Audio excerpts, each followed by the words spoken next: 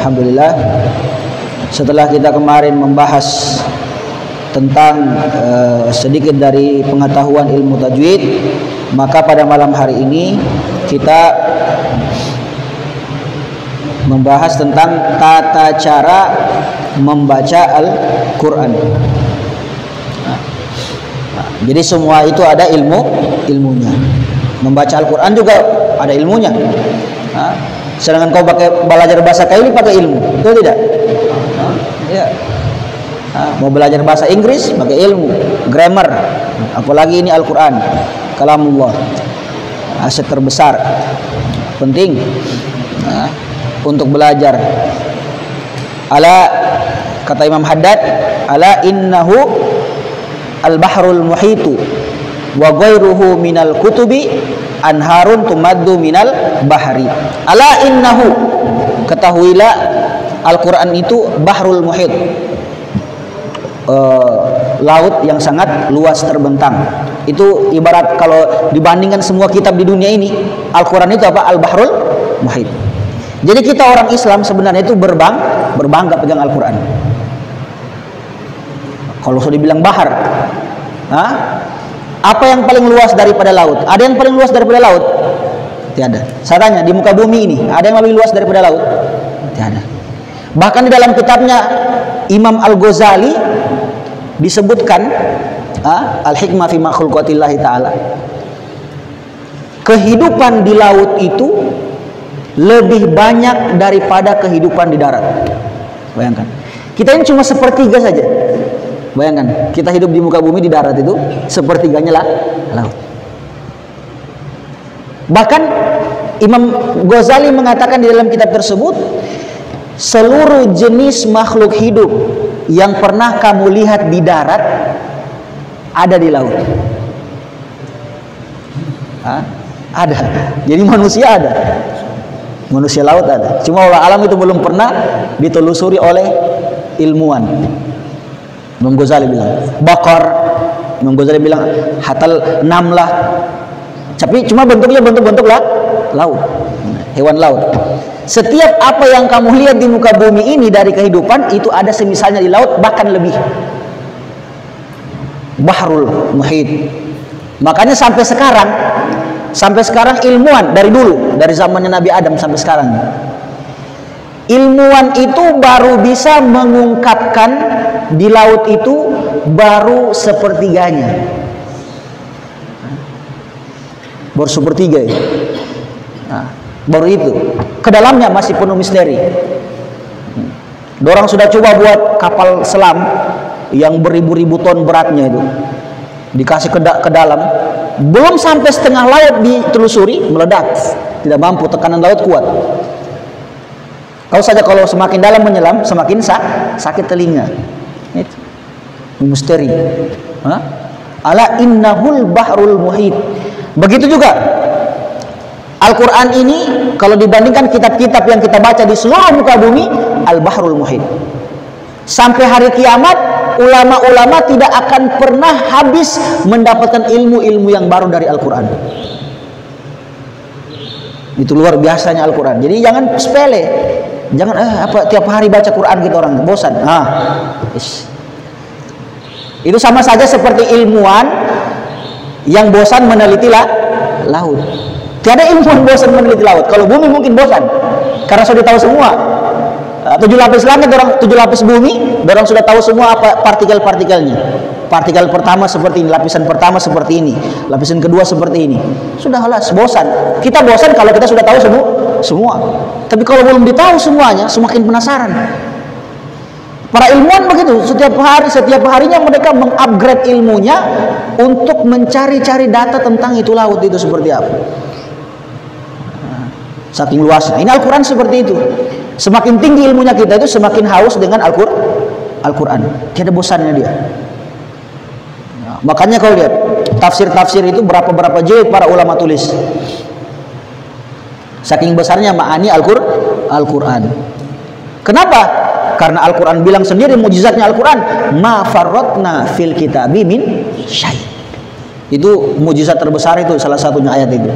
Kami tidak pernah meninggalkan sedikit pun kecuali kami sebut di dalam Al-Quran. Allah pakai kata min syai'. Kalau belajar ilmu nahu semua. Apa a'raful ma'arif apa? Kalimat a'raful ma'arif itu apa dalam ilmu nahu? Ma'rifatnya ma'rifat apa? Lafzul jala. So paling ma'rifat itu sudah. Sepakat? Nah, sepakat. Apa kata paling nakiroh dalam di dalam ilmu nahwu apa? Kata syai'. Jadi kata syai' itu kata yang paling nakiroh. Apa artinya kata paling nakiroh? Tidak bisa didefinisikan. Ada yang bisa definisikan sesuatu? Ada. Apa itu sesuatu itu apa? Siapa bisa definisikan? Tidak ada bisa. Kalau air, ma'un, air. Oh ya, mungkin ada air ini bisa didefinisikan. Air tergantung penjelasannya nanti. Air tawar, air asin, air susu, air apa?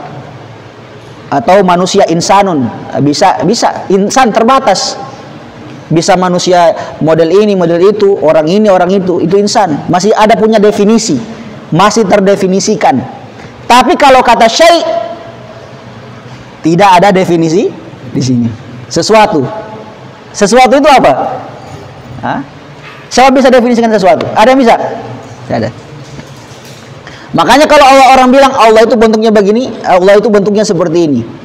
Allah itu ada tangan, ada ini, tapi tangannya bukan seperti tangan manusia. Itu sudah berarti mendefinisikan Tuhan. Berarti dia salah. Karena Allah bilang dalam Al-Quran, laisa kamitslihi syai'. Allah tidak seperti sesuatu. Paham?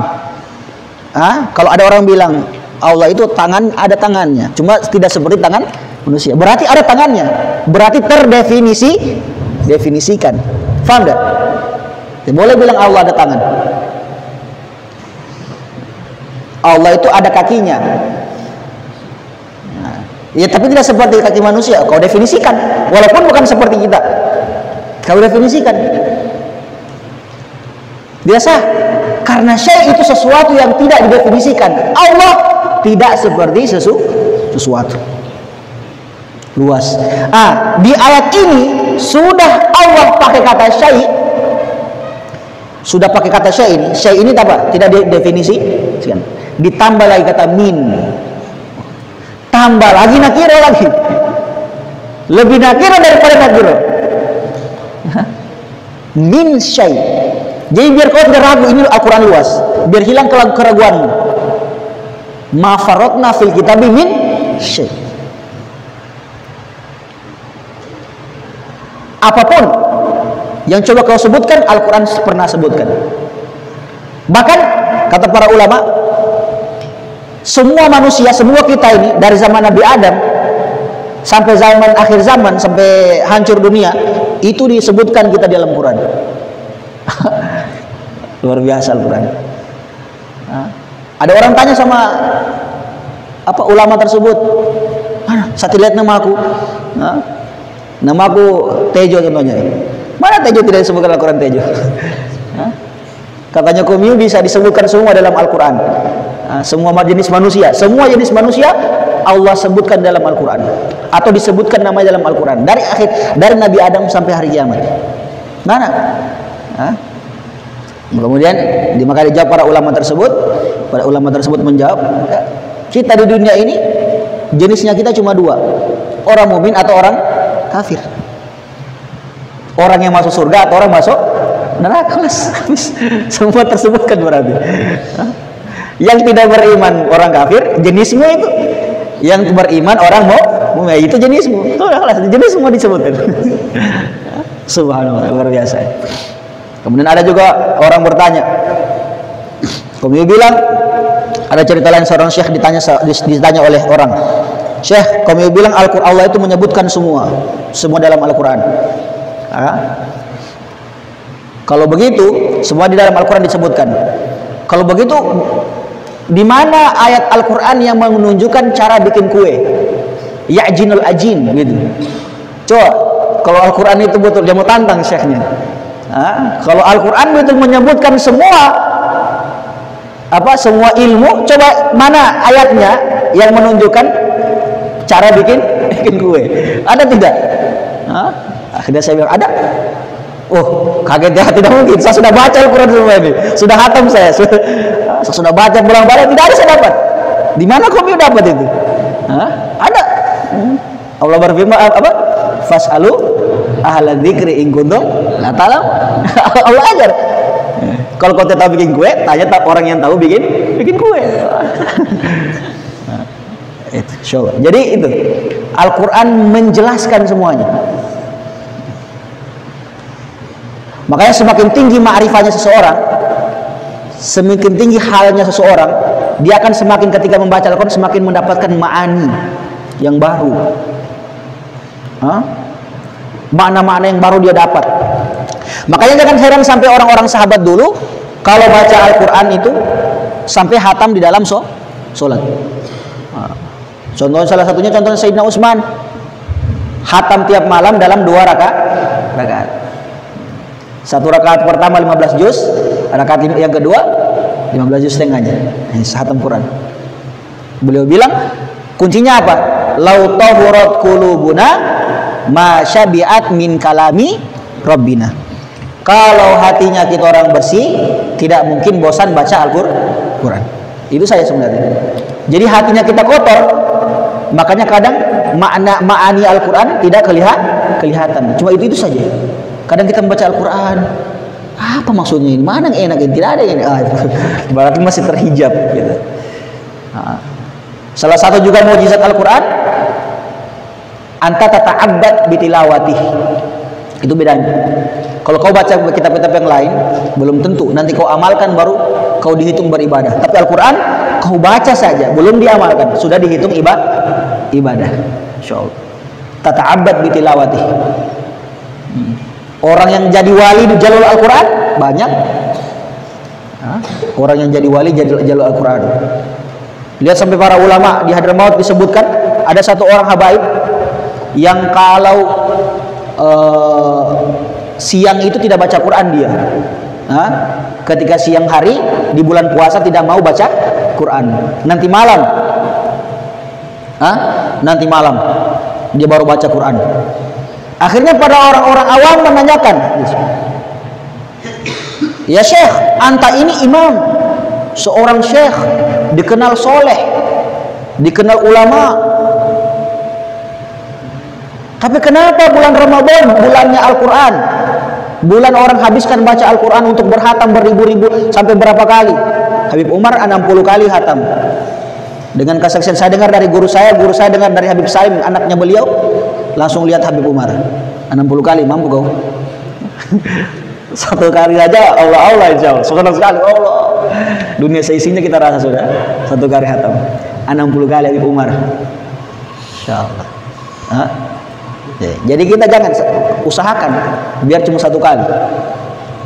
Tahun depan target 2 kali, tahun depan 3 kali. Sampai ada saya satu orang di sana, syekh tua, di Mahro, pernah saya khurij dakwah. Di situ juga pernah Habib Ali Zainal Abidin keluar. Ini selalu saya sampaikan cerita ini. Tahun kemarin saya sampaikan juga kayaknya. Setua, so begini kalau baca Quran itu begini. Rabun sudah, tua.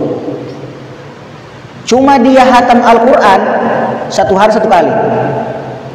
Masih ada orang yang sana. Wallahu alam, saya tidak tahu sekarang masih hidup atau tidak. Tapi dulu waktu saya masih di Hadramaut, akhir keluar dakwah saya 1 bulan puasa begini, karena kita bulan puasa begini khurij dakwah full di Mahro itu. Itu beliau masya Allah tiap hari hatam Quran. Kita nggak pondok malu, astagfirullahaladzim. Ini lebih wali daripada kita ini. Kita mau berdakwah cuma kita didakwahi, tak salah tempat. Cuma sudah begitu takzimnya sama orang berilmu luar biasa. Apalagi sama muridnya Habib Umar. Dia tahu dari Mustafa, silakan ditahan kita. Pokoknya tidak usah. Jadi kita kalau biasa keluar dakwah itu bawa bekal. Sama kayak Masya Allah, kita punya tertib ini ikut Darul Mustafa, berkah. Jadi bisa kalian ikuti semua tertib di pondok, itu ada keberkahannya. Karena kenapa Habib Idrus ikut tertibnya Darul Mustafa? Kalau kamu lihat di pondok pesantren di Indonesia ini yang persis dengan tertibnya Habib Umar sangat jarang. Apalagi kalau di Sulawesi Tengah cuma pondok ini. Kalau di Jawa mungkin ada, karena banyak juga anunya Habib Umar di sana, Pak, murid. Jadi kalau di sini banyak muridnya Habib Umar juga di sini. Cuma kalau tertib pondok seperti Habib Umar punya, cuma di sini. Berkah kamu punya tertib. Nah. Habib bilang saya ikutkan semua. Waktu Habib baca kemarin kita orang di Solo, Habib diwawancara TV Al Wafa bi Adillah. Nah, kalau pulang subscribe itu TV itu. Nah, harus memang bantu. Kasih banyak subscribe-nya. Karena itu TV perkumpulan murid-muridnya Habib Umar satu Indonesia. Satu Indonesia. Jadi kamu kalau sudah keluar anak pondok artinya sudah alumni di sini, tidak keluar, masuk ke itu. Masuk ke apa namanya? Organisasi Al Wafa bi Adillah. Jadi tetap menekuni dakwah. Ya, walaupun apa nanti profesimu. Nah, kita di sini ya dipimpin oleh guru kita Habib Idrus. Dan tapi itu alumni Habib Umar semua. Jadi ala kulin semua tertib yang ada di pondok ini semuanya itu mengikuti tertib Darul Mustafa dan kami rasakan keberkahannya. Jadi kalau bisa kau dengan nyawamu dengan semaksimal mungkin lakukan tertib yang ada. Apa yang bisa dilakukan? Penuhi semua. Insya Allah itu membawa keberkahan ketika nanti kau di luar. Itu. Jadi sampai di mana tadi? Kenapa tahu? Jauh sekali kita masih hilang. Masya Allah itu kakek, Masya Allah. Intinya kakek itu Masya Allah. Kita di sana padahal 1 bulan itu dikasih kayak gini, dikasih bekal kan? Dikasih bekal, uang, kemudian dikasih nasi, beras, ya, telur, mie, ya kan, untuk keluar dakwah. Tapi apa dia bilang? Ente orang di sini kelas ma'zum. Ma'zum itu artinya sudah tidak ada boleh keluar apa-apa. Uang saku taruh di popoji. Jadi tidak ada yang keluar boleh. Jadi kamu orang mau beli apa, mau makan apa, tinggal bilang, saya tangguh. Masya Allah. Luar biasa kakeknya itu, Masya Allah. Allah yahfadzu. Itu kita kembali lagi ke ke siapa? Habib tadi ya. Ditanya orang soleh, kok orang soleh tidak baca Quran? Nanti malam dia baca Quran. Nanti malam, pagi dia ada. Dia bilang, "Kef, apa jawabannya? Saya kalau baca Quran, law qara'atul Quran, dzuktu halawatul asal." Kalau saya baca Quran, saya rasa itu manisnya madu di sini. Allah. So, di mana tingkatnya dia itu baca Quran? Kita orang ini baru 5 menit, kapan habis ya Allah? Masih banyak ini. Baru 5 juz 5 saya.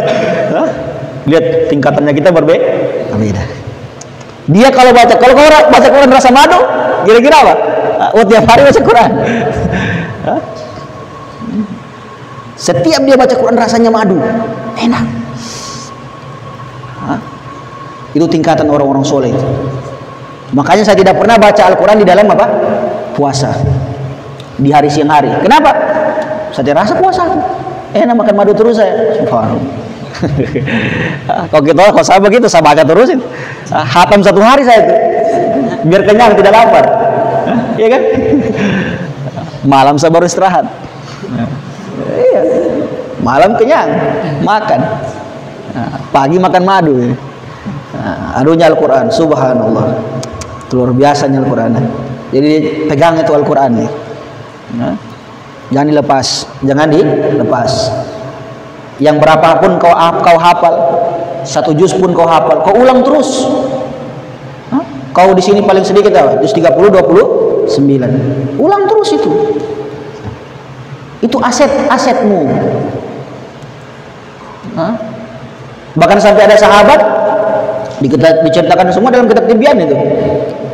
Sampai dari dia baca Al-Quran itu, cuma mengulang satu ayat dari habis isya sampai sebelum sholat subuh. Bayangkan satu ayat diulang-ulang, bosan kau saja mendengar Ustaz tiap hari membaca Qul huwallahu ahad, bosan. Apa tiap hari ini terus dia baca sampai dihafal. Oh, ini Ustaz baca sebentar ini. Dua saja dia baca itu. Ini dalam satu malam, dari setelah sholat isya sampai sebelum subuh gharabal fajar, yang dibaca cuma satu ayat. Apa ayatnya? Innalladzina amanu wa amilus solihati sayaj'alu lahumur rahmanu wudda. Sungguhnya orang-orang yang beriman dan beramal soleh, maka Allah akan menjadikan kepada mereka wudda, cinta, kasih sayang. Itu artinya. Sampai ditanya temannya, loh, kau ini tiada ayat yang lain? Banyaknya Al-Quran 30 juz, cuma itu kau baca. Dia bosan kau. Dia bilang, setiap rakaat yang saya baca ayat tersebut, saya mendapati makna yang baru, bukan seperti makna yang pertama. Allah. Wudda rakaat pertama, wuddanya maknanya beda. Rakaat kedua maknanya beda lagi, dia dapat. Rakaat ketiga maknanya beda lagi, beda, semakin lezat, semakin lezat. Jannah qabla jannah. Sudah rasa surga sebelum surga. Surga kan begitu. Kau gigi apel, gigitan pertama enak, gigitan kedua semakin enak, gigitan ketiga semakin, sampai kapan? Sampai tidak kapannya. Enak sekali ya. Itu. Wudda. Itu cuma kata wudda tuh. Seenak itu bagaimana? Kita orang awam, levelnya kita tidak sampai itu. Wudda, apa? Ini kita orang satu juz saja di pondok. Allah, lama sekali dia begini. Dia goyang-goyang sedikit. Kenapa dia goyang lagi tadi? Baca saja cepat-cepat. Itu. Karena kita ini, semuanya kita ini masih terhalangi oleh nafsu. Nafsu tadi itu yang terhalangi dengan kelezatan gitu. Jadi sama, nafsu itu sama kalau kita sakit. Kau sakit, ada makanan enak di depanmu, daging ayam dengan sambal-sambalnya, enak kok, pahit lidahmu contohnya, enak kok makan, enak. Aduh, coba lihat begini aja. Padahal orang mau kurampas makan itu. Betul tidak? Mau kurampas orang makan. Kau cuma boleh begini. Kenapa? Karena kau sakit. Nafsu kita itu sakit itu, sehingga kita orang berimam lama. Oh, kapan dia selesai ya Allah? Aduh, Ustaz kapan selesai Ustaz? Aduh, menghantu saya, dia tidur siang tadi. Aduh, masih setengah jam ya Allah. Itu kelas. Tapi dia bisa hilang selama kita apa? Dilatih. Karena sudah wan nafsu katifli intuh milhu syabba ala hubbir radai wa in taftimhu yanfatim. Jadi itu Al-Quran. Ala innahul bahrul muhit min syai'. Tadi kita bahas syai' sudah tidak terdefinisikan, tambah lagi min harful jar itu bimaknal am, sama artinya umum. Jadi sudah syai' umum, min lagi umum. Jadi betul-betul di dalam Al-Quran itu semuanya disebutkan. Itu mukjizat terbesar dari zamannya Nabi Adam sampai sekarang. Tidak ada yang bisa tandingi Al-Quran. Nah, tinggal kita orang semua ini mau pakai itu Al-Quran tidak, mau gunakan tidak, mau baca tidak, mau amalkan tidak. Ya paling tidak itu saya bilang tadi, yang kita punya hizib, punya hafalan 1 juz, ulang itu 1 juz, punya hafalan 2 juz, ulang itu 2 juz, agar bertambah ilmunya kita, agar bertambah kenikmatan di dalam membaca Al-Quran. Maka untuk mendapatkan kelezatan itu, maka kita dituntun untuk belajar tata cara membaca Al-Quran. Karena Al-Quran itu membacanya membutuhkan apa? Adab. Salah satu adab-adab membaca Al-Quran dengan mengetahui tata cara membaca Al-Quran. Tamam. Maka dikatakan di sini tata cara ulama qiraat. Ulama qiraat mengatakan bahwa sepakat bahwa membaca Al-Qur'an dapat dibaca dengan beberapa macam bacaan. Ada tingkat bacaan di dalam membaca Al-Qur'an yang telah disepakati oleh imam qiraat. Karena Allah Subhanahu wa taala berfirman dalam surah Al-Muzammil ayat 20 yang berbunyi faqra'u ma tayassara minal Qur'an. Bacalah apa yang mudah bagimu dari Al-Qur'an. Dari ayat ini maka ulama, ingat, dari ayat ini faqra'u ma tayassara minal Qur'an, maka ulama membagi bacaan Al-Qur'an menjadi tiga. Berapa? 3. Cara membaca Al-Quran dengan 3 cara. Tidak ada cara keempat. Kalau keempat itu berarti sanadmu dari setan itu, dari iblis. Tidak ada sanadnya. Yang 3 ini sanadnya ada. Dirangkum oleh para ulama menjadi 3 tata cara membaca Al-Quran. Kalau yang keempat berarti caranya setan. Tata cara membaca Al-Quran menurut para ulama terbagi 4 macam. 4 ke 4? 3. 4. Iya, secara umum ya. Secara umum 3, secara terperinci 4. Tulis 4 aja. Taging tartil. Tartil itu sudah. Kalau di dalam Taisir Ahkamut Tajwid cuma 3. Tartil itu termasuk tahqiq. Tartil itu warattilil Qur'ana tartila, itu 3 itu maksudnya. Kalau di sini dirincikan jadi 4. Oke, kita ikutan di sini. Yang pertama membaca tahqiq. Yang pertama apa? Membaca Al-Qur'an dengan tahqiq. Bacaan tahqiq. Kedua, membaca secara tartil. Tartil. Tingkatan kedua. Tingkatan ketiga, membaca secara tadwir. Tahqiq, tartil,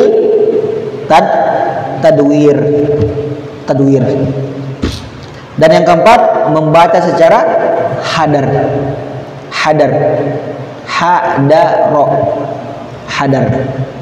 Ini 4 bacaan. Kalau yang saya bilang 3 itu di kitab Taisir itu 3. Tahqiq, tadwir, hadar. 3 bacaan ini masuk ke dalam kategori yang namanya tartil. Warattilil Qur'ana tartila. Tartil kan bacalah Al-Qur'an dengan tartil. Apa maksudnya baca Al-Qur'an dengan tartil? Yaitu dengan 3 tata cara, tahqiq, tadwir sama hadar. Tapi kalau di sini dia rincikan 1 tartil. Ala kulin itu. Seperti yang kita bahas tadi malam itu tentang Sayyidina Ali, apa warattilil Qur'ana tartila, maksudnya bacalah Al-Qur'an dengan tartil, yaitu dengan apa? Tajwidnya. Ya dengan 3 bacaan itu. Tahqiq, tadwir, hadar. Tapi kalau di sini 4. Tahqiq, tartil, tadwir sama hadar. Itu cara membaca Al-Qur'an. Kemudian kita bahas tempatnya. Tahqiq. Yang pertama tahqiq. Apa itu membaca Al-Quran secara tahqiq? Membaca Al-Quran secara tahqiq ialah membaca Al-Quran dengan memberikan hak-hak setiap huruf secara tegas. Dengan memberikan hak-hak setiap huruf secara tegas, jelas, dan teliti. Jadi harus tegas. A, I, U, Ba. Coba. A, I, U, Ba. Kurang tekan. Kalau baru belajar itu kasih keluar semua suara. A, I, U, Ba. A, I, U, Ba. U, An, Ani, A, Na. U, An, Ani, A, Na. Minal mu'mi. Minal mu'mi. Ma'i'an ani'a. Ma'i'an ani'a. Itu metode pembelajaran yang paling mudah untuk melatih makharijul huruf. Melatih apa? Jadi membacanya satu-satu dengan jelas. Contoh, a'udzu billahi minasy syaithanir rajim. A'udzu billahi minasy syaithanir rajim. Dan huruf-hurufnya semua harus kena ke maksimal, ke pangkal makharijul hurufnya itu. Jadi kalau a, u, jangan a'udzu billahi minasyaitonir. Itu bukan tahqiq.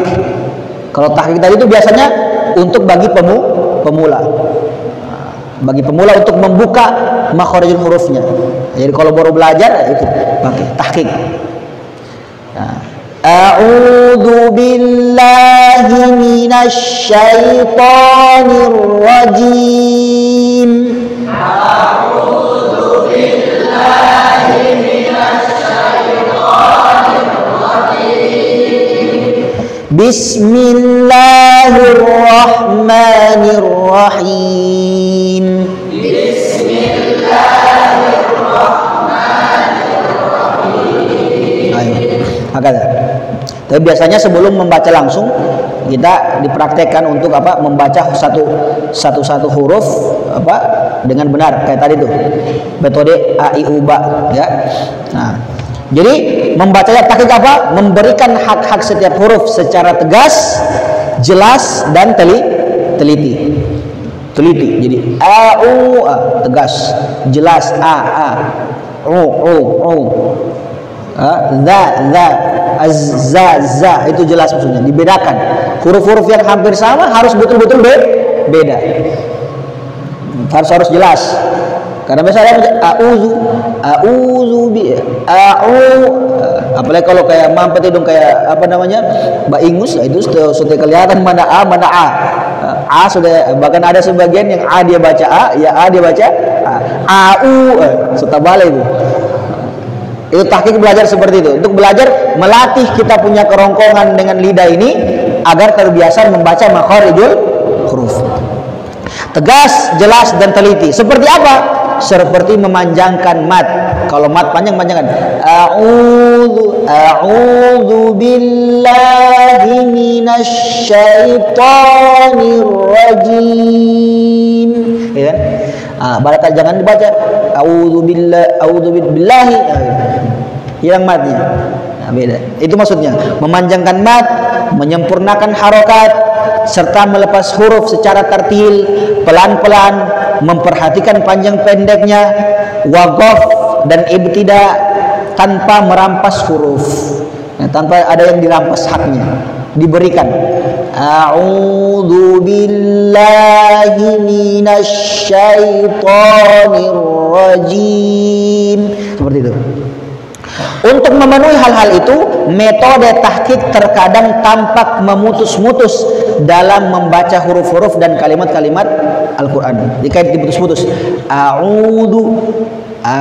bilang a'udzu, itu apa? Karena itu apa? Belajar. Billahi. Nah, itu. Jadi orang bilang ditalqin satu-satu. Itu. Sebagian ulama menganggap bahwa tahqiq dan tartil sama. Ini.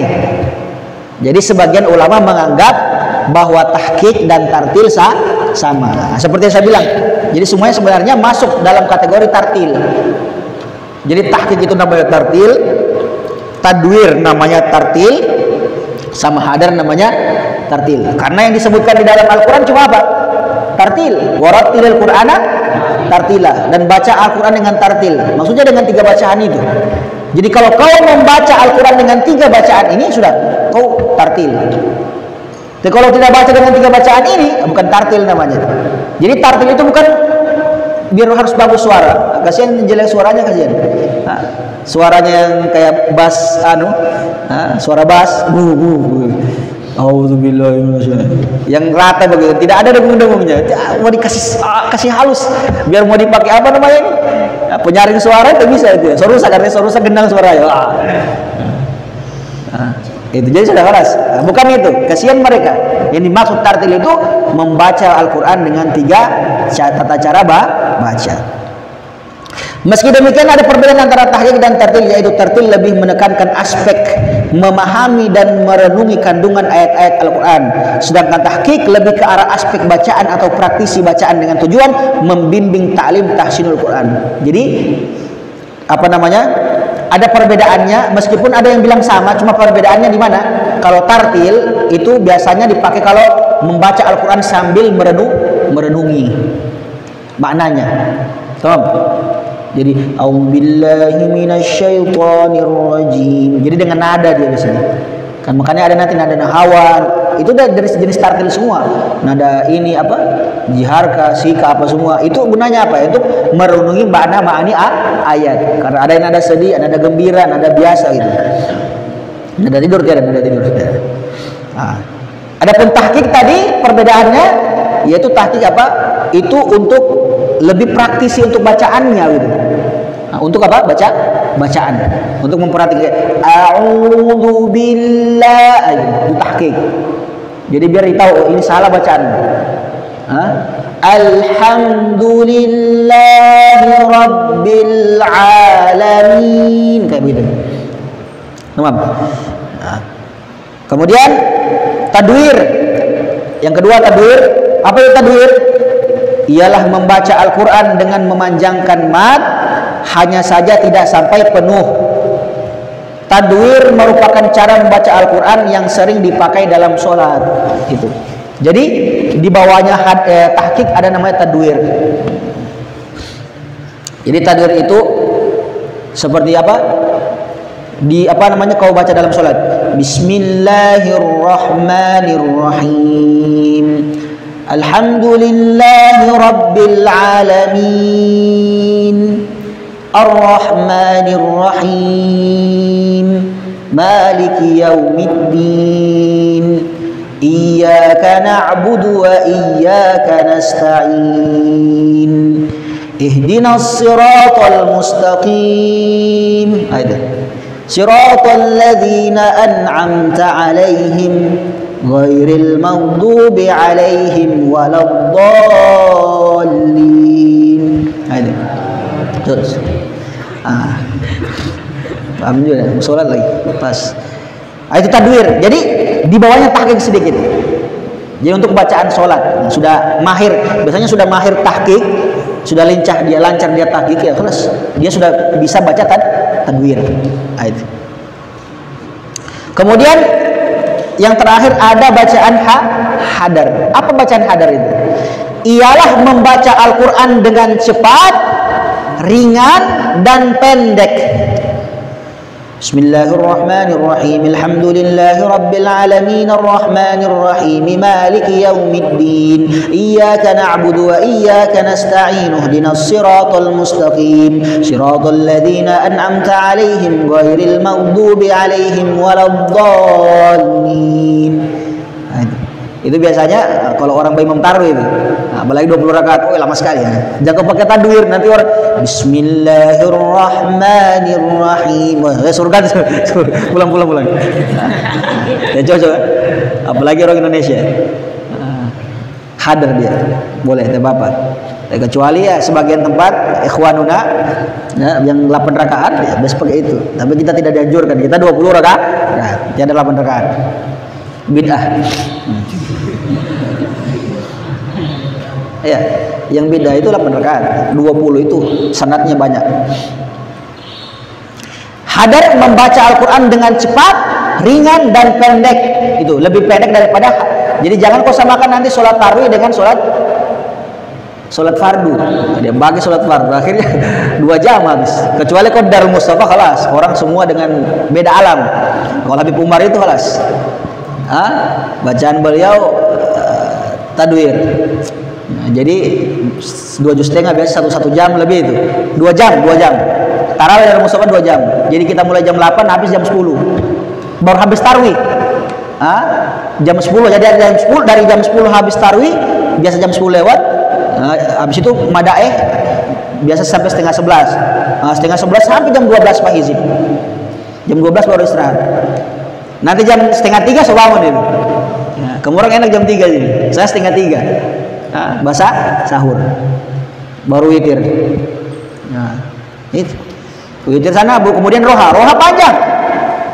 Di sini cuma jam 7. Apa jam 7? Cepat sekali. Sana lebih panjang lagi. Jadi biasanya kita sudah dari tidur itu. Kalau selama malam tidak tidur. Menunggu ada baca Quran, ada bahizib, insyaallah. Kalau di sini kita hizib tidur, terbalik. Itu biasa. Tapi di sana konsisten, kalau langsung masuk sana, udah langsung ikut itu, insyaallah. Karena sudah tersuasana. Itu gunanya teman suasanakan. Nah, jadi kalau kamu mau baik, buat suasana baik. Gitu. Jadi orang yang, apalagi di bulan Ramadan begini, orang tak eko gara-gara kau baik, kau dapat pahala terus itu. Contoh orang pemalas sholat witir. Kau bilang, sholat witir kita. Akhirnya dia sholat witir terus, gara-gara kau yang suruh, dia sholat witir, besok sholat witir, kau kena terus pahalanya. Kena terus pahalanya, karena kau suruh dia.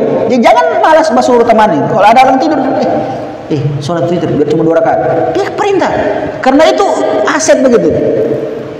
Kau saja coba bayangkan.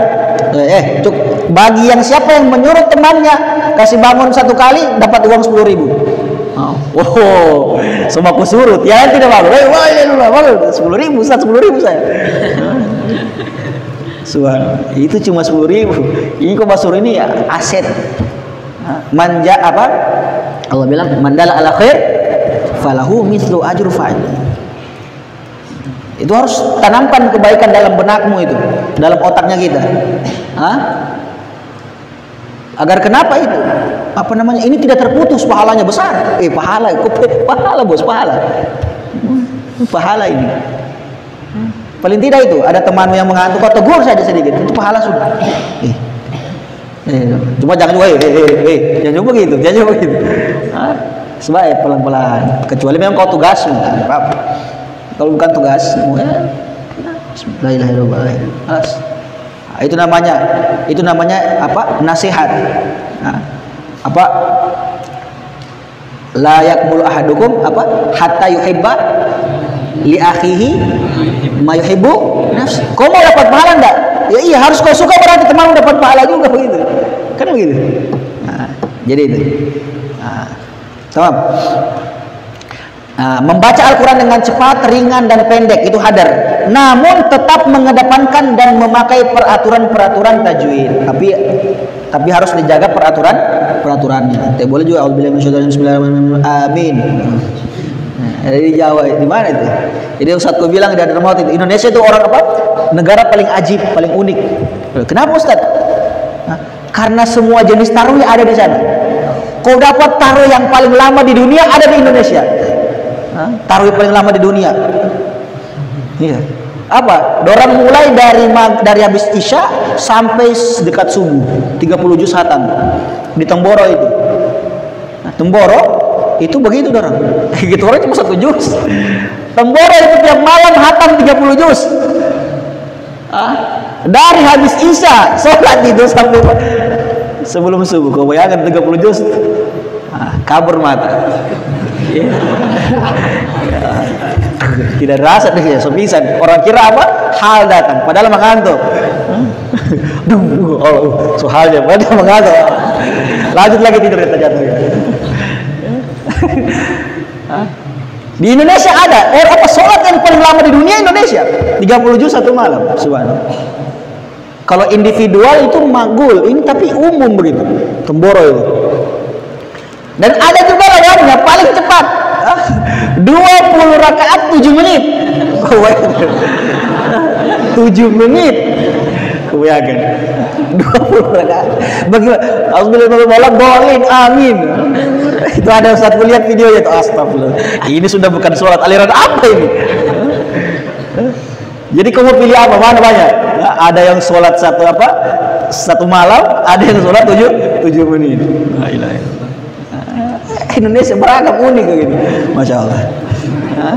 Kita tidak seperti itu. Jangan kau nanti begitu mau mazhab itu kau sesat kau. Jangan memang mengaku dari pondok.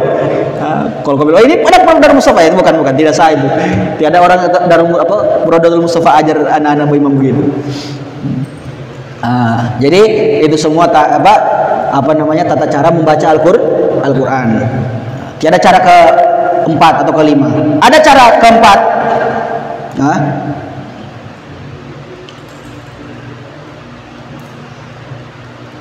Namanya cara hazromah, bacaan hazromah.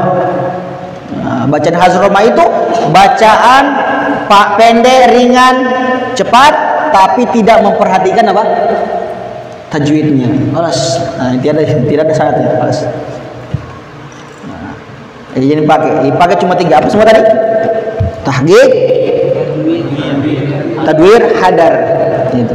Karena ada sebagian ulama memakai tartil itu sama dengan tahqiq. Jadi kita satu saja.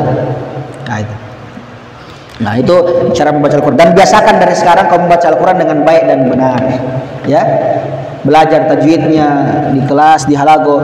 Lihat temanmu yang bagus bacaannya, aku minta sama dia belajar. Kau mumpung masih di pondok, mumpung masih belajar, mumpung masih mencari ilmu, gunakan. Banyak teman sudah pintar, banyak teman sudah ahli. Kau pakai dia. Di kampungmu orang butuh kau. Kau di sini tidak mau belajar. Pas orang lihat, sama saja bacaannya dengan imam desa ini, orang tua itu. Jadi apa gunanya mau dipakai dia? Itu apa orang mau pakai kalau sama? Harus beda, ya kan? Nah itu belajar. Jangan sampai kita keluar, ini anakku 6 tahun sudah di pondok, cuma bacaannya begitu saja Ustaz. Tidak wala betul hanya sama dengan A, za-nya sama dengan za, shin-nya sama dengan sa, kho-nya sama dengan ha. Nah, itu. Jadi pelajari semua itu. Gunakan semua waktu untuk menuntut ilmu. Karena tidak ada yang rugi kalau menuntut ilmu. Tidak ada rugi. Nabi Sulaiman bilang, saya dapat dunia dengan ilmu, saya dapat akhirat dengan ilmu. Itu Nabi Sulaiman. Maka cari ilmu dicari. Karena dunia mengikuti ilmu. Wallahu a'lam bis-shawab. Sekali suara di belakang mengantuknya. Fatih bin Kabul tamam kullu usul ma'mul solution wa dhahran batin. Mana masyuna khairan ulufin wa fi ila hadratin nabi.